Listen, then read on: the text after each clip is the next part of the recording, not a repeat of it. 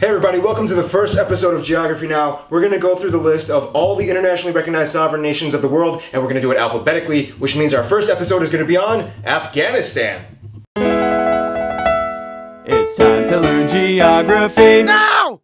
That's the intro song. I hope you liked it. I worked really hard recording it with my friend Bill. So, today's going to be Afghanistan. I'm actually really glad we're getting this country covered because it's a very complex and deep country and we can't cover all of it in 10 minutes, so I'm going to try to do my best. Before we get into anything though, let's dissect the flag.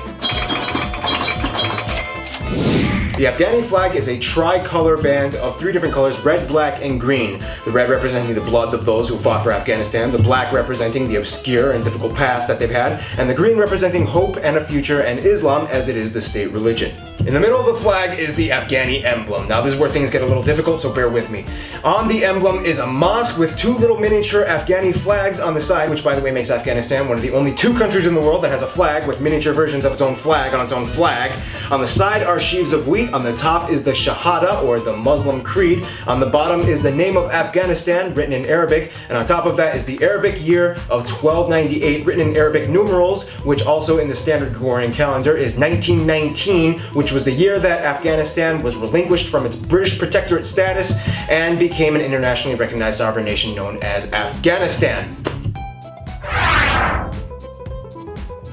In terms of its political geography, Afghanistan is located in the Central Asian region surrounded by 6 other countries, technically 7 if you consider the Jammu Kashmir region part of India, but Pakistan will tell you it totally is not, but we'll discuss that in another video. Now when you look at the shape of Afghanistan, it just kind of looks like a big amorphous blob in the middle of nowhere, but then when you look at the northeast, you start to see this long narrow stretch of land that kind of reaches out into the Hindu Kush mountain range. And you might ask yourself, why does Afghanistan have that long panhandle? And the reason why is kind of technically because England and Russia. See, back in the 1800s, the British and the Russians were competing against each other to see who could amass the largest global empire in terms of colonization and influence. Russia took over what are now known as many of the Central Asian countries as Kazakhstan, Tajikistan, Uzbekistan, while the British took over many of the South Asian regions such as India, Bangladesh, and Pakistan. Now when it came to Afghanistan, things were a little difficult because the Afghani people really did not want to be taken over. It was also a really crucial point on the map because essentially it was the area where the British and Russian empires got really close to each other. Eventually the British kind of took over at the end of the 19th century, much to the reluctance of the Afghanis. However, they still had to distinguish the borders between Afghanistan and the rest of the other nations in the empire. When it came to Pakistan, or back then British India, the British decided to use the Durand Line, and then when it came to the Russian Empire, they decided to use the Panj and Palmyr rivers. Now the thing is, when both the empires drew these lines,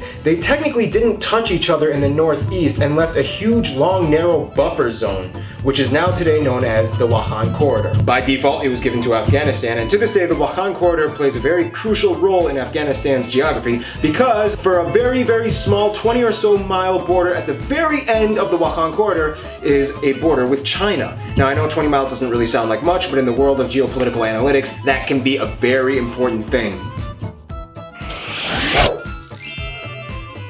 Now when it comes to physical geography, Afghanistan has a large, vast array of different kinds of landscapes. However, the large portion of the country is actually mountainous, with the Hindu Kush mountain range dominating the northeast regions and the central regions of the country. In fact, the snowmelt from these mountains accounts for the vast majority of the complex, immense river systems that flow throughout Afghanistan, allowing their country to have lush green valleys where most of their agricultural sector can be found. Now despite all the rivers and water reservoirs, Afghanistan still remains a relatively dry nation. In fact, the further south you go, closer to the Kandahar region, almost immediately after you pass the Dori River, you hit the Sistan Basin, which is basically what geologists speculate may have actually been a large body of water at some point, but is now a dry, desolate desert wasteland. Nonetheless, with the arable land that it does have, Afghanistan is still able to produce some of the world's best produce, including pomegranates, almonds, apricots, and poppy. That's right, for the past few hundred years, Afghanistan has been a leading nation in opium production.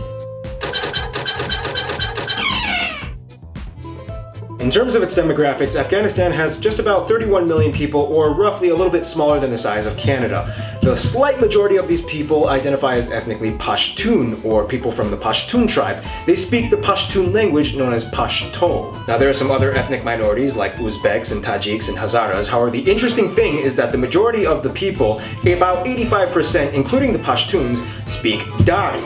Dari is actually a dialect of the Persian language Farsi. So that means someone who speaks Dari can actually interchangeably travel between Afghanistan and Iran without really having any trouble being understood. Interesting side note, there is one last living Jew living in all of Afghanistan. I'm not even joking. His name is Zablon Simintov. He lives in Kabul. He used to own a restaurant and he maintains the last synagogue in all of Afghanistan. The locals there know him just as that one Jew guy, and they're cool with him. They're just like, hey Zablon. Which brings us to our final segment, the friend zone.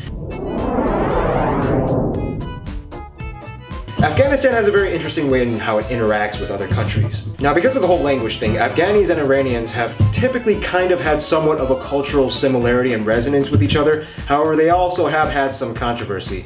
Now, Pakistan and India are the biggest business partners of Afghanistan. However, again, there's some drama there as well. Now, when it comes to their best friend, Afghanistan considers Turkey their best friend. They've cooperated with each other peacefully for over 100 years, and there's an old Afghani saying, no Afghani was ever killed by a Turkish bullet, and no Afghani trained by a Turk ever betrayed his country. So in conclusion, I guess this is the last segment, never mind. Putting aside all of the modern day controversies, Afghanistan is actually a very beautiful country with a very rich and vibrant yet often hidden cultural and historical past that very often goes overlooked. And that's our objective here at Geography Now. We want to shine light on the obscure and put on display the often neglected yet fascinating attributes of every region of the world.